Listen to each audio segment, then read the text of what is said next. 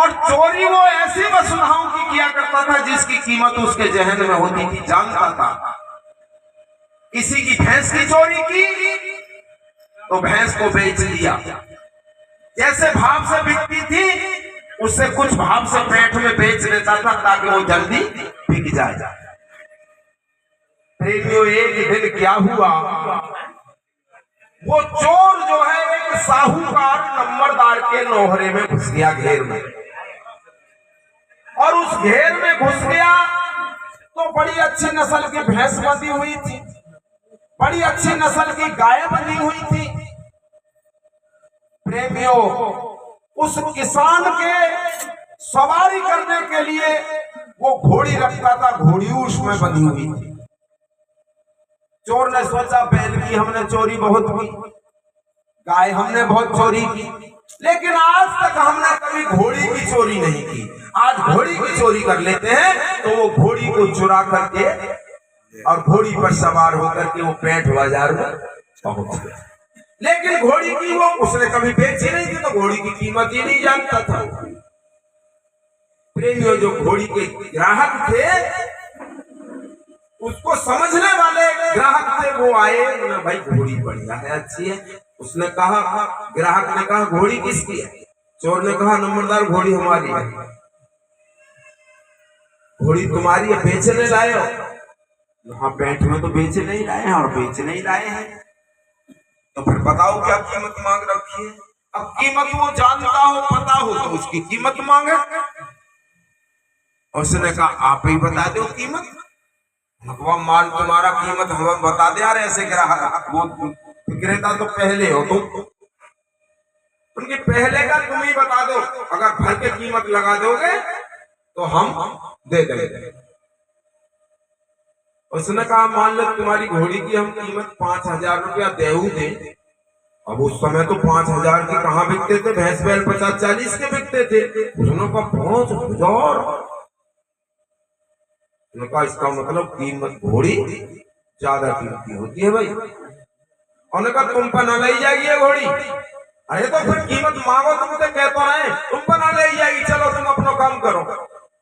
वो चला गया जी। दूसरा ग्राहक आया, उसने कहा घोड़ी बेच रहे हो भैया? हाँ बेच रहे हैं। क्या मांग रखा है? कीमत। अब कीमत का जब पता ही नहीं था तो मांगे कैसे? उससे भी बोल दिया आप ही बता दो। उसने कहा यार ऐसी बात करते हो तुम, मान लो हम तुम्हारी घोड़ी की 10,000 रुपया कीमत दे दे। 10,000? प्रेमियों, इसी प्रकार शाम तक घोड़ी 50,000 की कीमत पे पहुंच गई, लेकिन उसने ना बेची। उनका घोड़ी ज्यादा कीमती हो।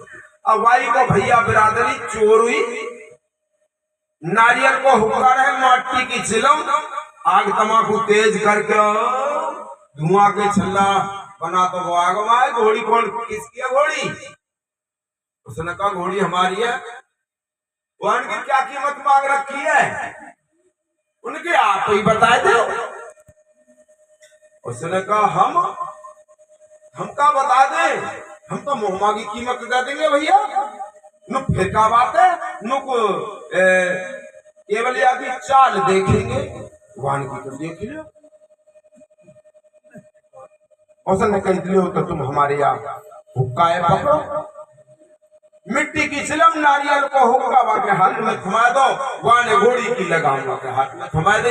वो घोड़ी पर सवार होकर के रास्ते रास्ते जब जा रहा था तो उसकी नजरों से जो वो ओझल होने लगा तो चोरवा नारियल के हुक्का की तरफ देखे, भाई ये तो चाहिए होगा भाई, कहूँ ऐसा ना हो घोड़ी ले जा तो दही का गया हो,